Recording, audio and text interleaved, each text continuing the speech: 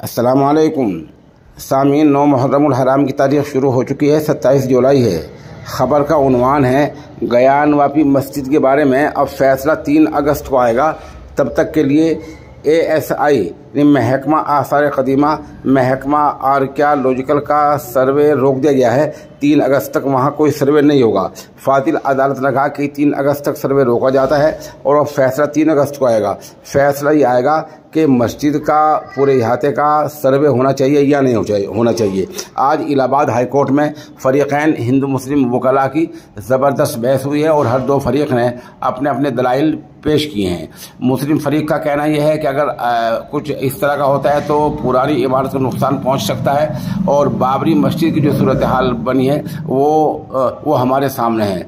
उधर महकमा आसार कदीमा के जो डायरेक्टर हैं आलोक त्रिपाठी उन्होंने कोर्ट को यकीन दिलाया कि नहीं, वो कोई नुकसान नहीं होगा। बहरहाल अदालत ने तरफैन के दोनों तरफ के दलाइल सुनने के बाद ये फैसला किया कि अभी सर्वे पर 3 अगस्त तक रोक जारी रहेगी और फैसला जो भी आएगा वो 3 अगस्त को आएगा। अब देखिए और आगे क्या होता है।